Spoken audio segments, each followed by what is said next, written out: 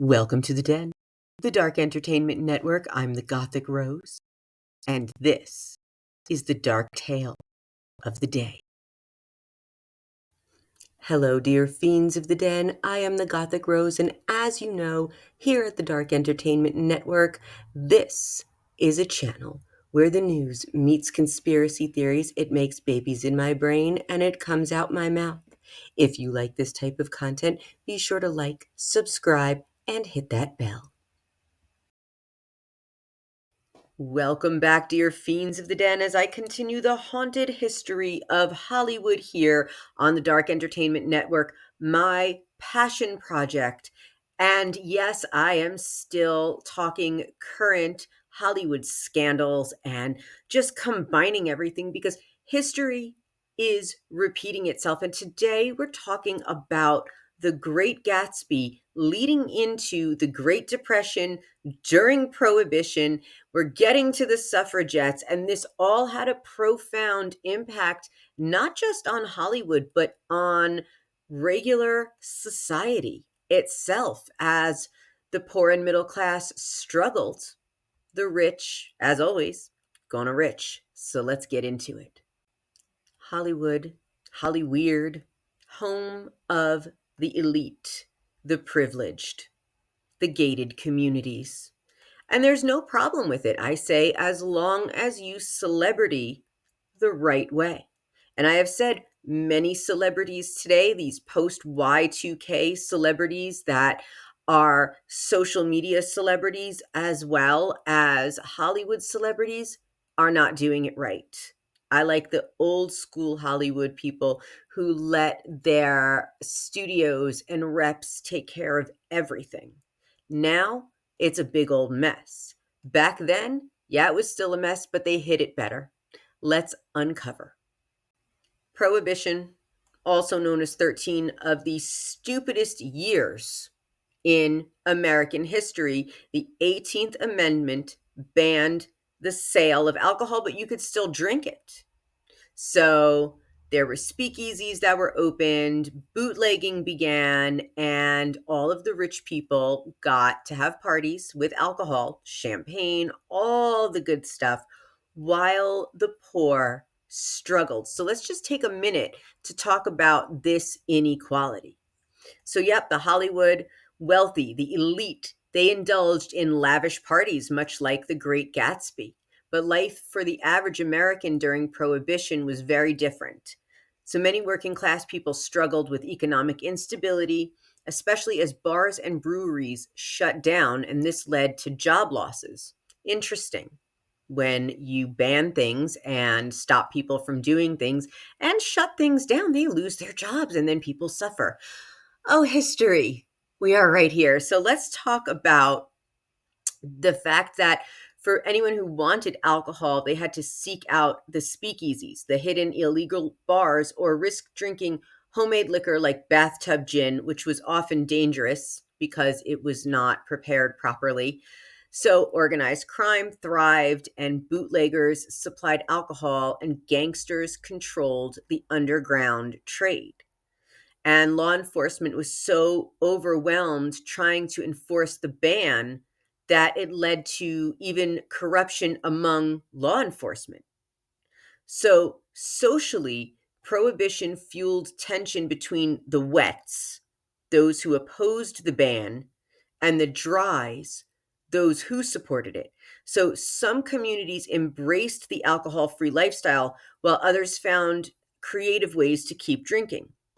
And women at this point gained more visibility in nightlife as speakeasies welcomed both genders, unlike traditional saloons, which I have spoken about. McSorley's Old Ale House in the Village, which has been in New York City since the 1800s, and women were not allowed in until I believe it was 1974 through 76, somewhere in those few years, and they just started allowing women in, but speakeasies would allow both.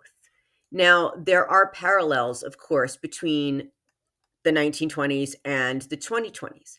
So there are a century apart, but both decades began after a global crisis. The 1920s followed World War I and the Spanish flu pandemic, while the 2020s emerged from the COVID-19 pandemic. And economically, both periods have seen rapid growth in technological innovation, but now we're in a really tedious moment where the stock market has crashed. It's gone as low as it's ever gone. And this also happened in the 1920s, leading to the Great Depression. And this had an impact on Hollywood. But Hollywood did not care. Hollywood, gonna Hollywood, rich, gonna rich. So let's talk about what the Great Gatsby and these elites did at these parties. So while the working class is struggling with job losses from breweries, from bars, from not being able to drink when depressed, from drinking bathtub gin and getting sick, we've got character Jay Gatsby. So Jay Gatsby is really more than just a character. He's a symbol of ambition, illusion, and the fleeting nature of the American dream. His relentless pursuit of wealth and status isn't just about material success. It's about recreating the past, specifically his love for Daisy Buchanan. But his dream is fundamentally unattainable. So Gatsby himself, Jay Gatsby, is the enigmatic self-made millionaire at the heart of The Great Gatsby by F. Scott Fitzgerald, known for his extravagant parties, mysterious pasts, and relentless pursuit of the American dream. Born James Gatz, he reinvented himself as Gatsby, accumulating wealth likely through bootlegging to impress Daisy, who married someone else while he was away. Despite his fortune, Gatsby remains an outsider in high society, unable to truly bridge the gap between old money and new money.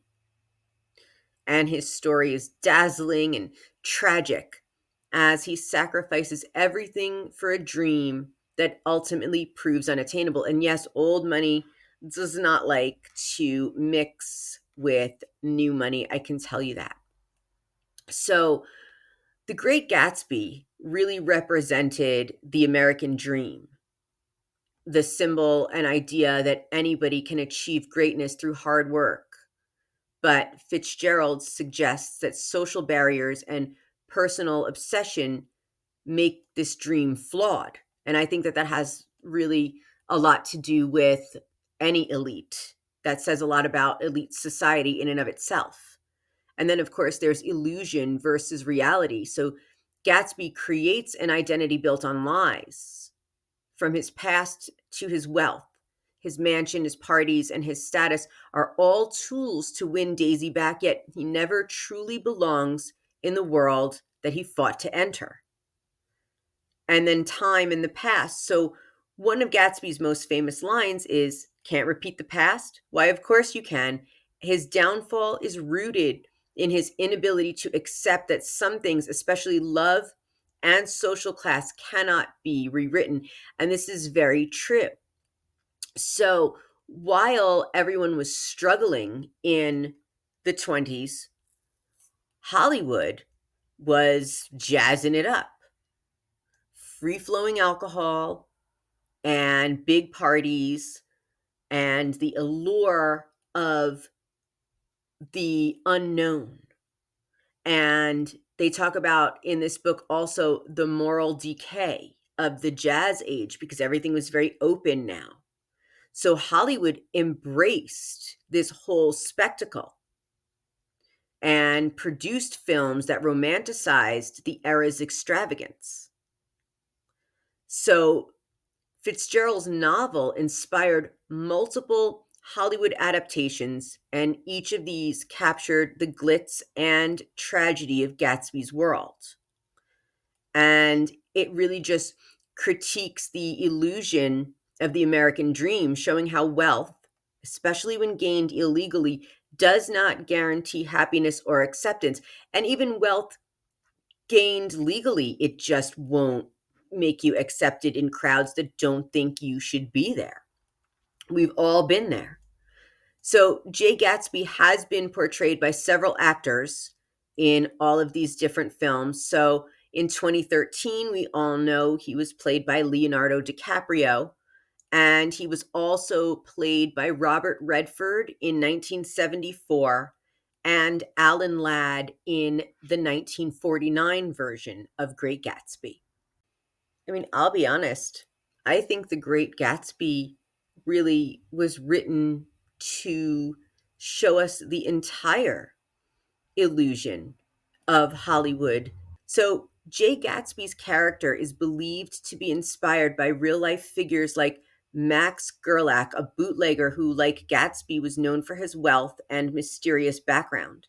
Gerlach even signed a note to F. Scott Fitzgerald using Gatsby's famous phrase, "old sport." Another possible influence is Arnold Rothstein, another notorious gangster involved in bootlegging and gambling, and much like Gatsby, had a lot of shady connections. And Jay Gatsby also reflects aspects of F. Scott Fitzgerald himself, particularly his longing for lost love and his struggle with wealth and status, and his relentless pursuit of an idealized dream mirrors Fitzgerald's own experiences with romance and ambition. And looking into the modern day Hollywood scandals as well, I think a lot of the issue is these people feel like and know that they truly don't fit in.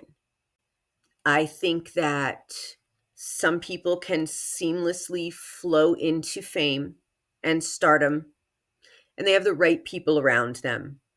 And I think that there are so many others that struggle. And there are a lot of people out there famous today that I do not believe should be famous. And I will be getting into them. I'm getting into the women of Weinstein, yacht girls, and yacht boys. And ironically, I had asked if you wanted me to start with Amber Heard or Amy Schumer. And you guys said Amy Schumer, but Amber Heard just had twins, a boy and a girl. And I think that these two women, along with honestly Ryan Reynolds and Blake Lively, are examples of people who know that they don't fit in where they are and with the money that they have, and don't really have all of the talent that these other people have. So their confidence isn't there, but their ego is. Just a thought looking into the haunted history of Hollywood, of how differently things are handled now, and they were handled much better back in old Hollywood, especially even during the times of Prohibition, when we really didn't know that the rich were doing this because we didn't have the social media. It wasn't out there. It was more hidden. Still sucks that there's such a wealth inequality, but people were poor back then and not really worried so much with what the rich was doing unless it was to distract them in the movies. But the movies in Hollywood mirrored the life in Hollywood, right? Which you know. All right, more on the haunted history tomorrow. And if you have any tips to share, please email me at welcometothedenpodcast.com.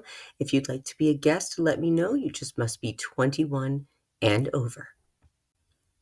And my dear fiends of the den, if you enjoy this content, please like, subscribe, and hit that bell. And thank you always for joining me here on the Dark Entertainment Network.